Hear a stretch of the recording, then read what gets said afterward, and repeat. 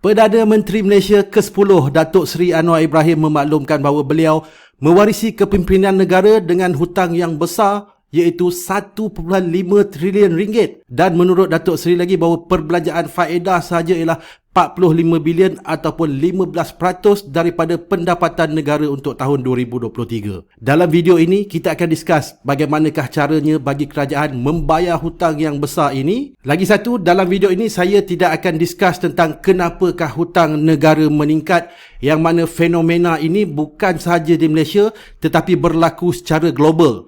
Dunia berada dalam keadaan hutang yang sangat-sangat tinggi. Sebenarnya juga saya kurang gemar membuat video untuk berkongsi pandangan saya tentang ekonomi ataupun tentang keadaan semasa ekonomi Malaysia, sebab kebanyakan viewer berpandangan dia ni penjilat PN atau dia ni penjilat PH. Walaupun saya cuba memberi pandangan dari sudut ekonomi dan fakta dan cuba menyampaikan dengan cara yang paling berhemah, tapi still banyak juga komen-komen yang tak sedap dibaca. Anyway, sebab topik berkenaan hutang negara ini agak penting, maka dalam video ini saya akan berkongsi pandangan saya dan maybe juga boleh memberi manfaat kepada kawan-kawan semua. Alright, sebelum itu selamat datang kembali kepada kawan-kawan yang telah mengikuti channel ini sejak sekian lama, dan juga selamat datang kepada kawan-kawan yang baru saja bertemu dengan channel ini. Seperti biasa dalam channel ini saya akan sering berkongsi pandangan saya tentang isu-isu ekonomi, isu-isu geopolitik, pasaran kewangan, pelaburan dan pelbagai topik lagi. Menjadi keutamaan saya untuk menyampaikan topik-topik ini dengan cara yang paling mudah difahami dan tak meleret-leret, iaitu secara sharp, short and sweet. Secara asasnya, hutang negara meningkat apabila kerajaan berbelanja lebih daripada pendapatan ataupun defisit bajet. Apabila berlaku defisit di pihak kerajaan, di sisi satu lagi ialah defisit ini akan menjadi surplus untuk private sector. Surplus kepada private sector ini boleh mempertingkatkan GDP ataupun KDNK,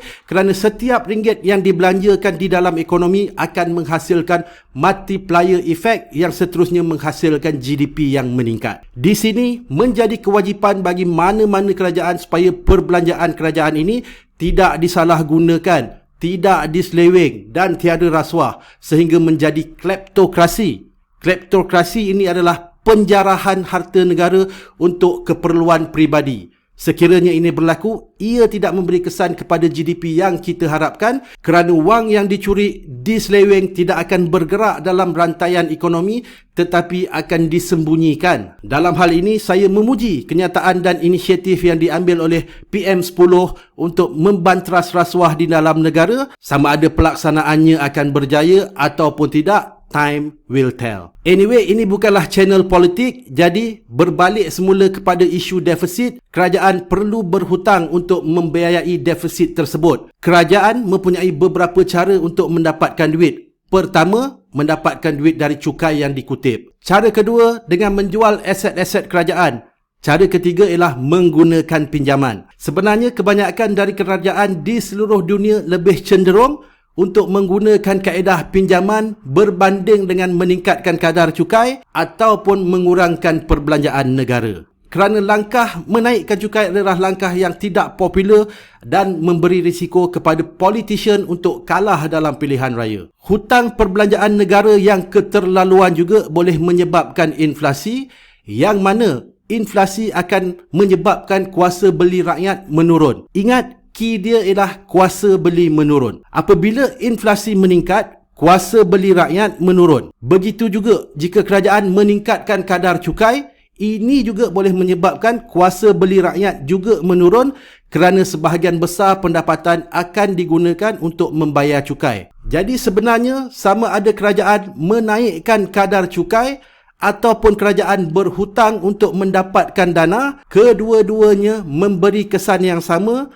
iaitu mengurangkan kuasa beli rakyat. Oleh sebab itulah, inflasi sebenarnya adalah cukai tersembunyi yang terpaksa ditanggung oleh semua rakyat. Cara kerajaan mendapatkan hutang ini adalah dengan menerbitkan bond. Kemudian bond ini akan dibeli oleh pelabur-pelabur besar, sama ada pelabur tempatan ataupun pelabur daripada luar negara. Mengikut laporan Bank Negara, 34% dibeli oleh bank tempatan, 29% oleh dana persaraan seperti KWSP, 24% oleh pelabur antarabangsa, 11% oleh pihak-pihak lain seperti Dana Amanah dan 2% oleh BNM sendiri. Bond yang diterbitkan dalam ringgit adalah lebih mudah diuruskan oleh kerajaan kerana pembayaran boleh dibuat dalam ringgit, yang mana kerajaan ataupun bank negara boleh mencetak ringgit sekiranya perlu untuk membayar hutang-hutang ini. Tapi harus diingat sekali lagi bahawa percetakan duit boleh menyebabkan inflasi menjadi lebih tinggi serta investor luar lebih berminat untuk membeli bond dalam US dollar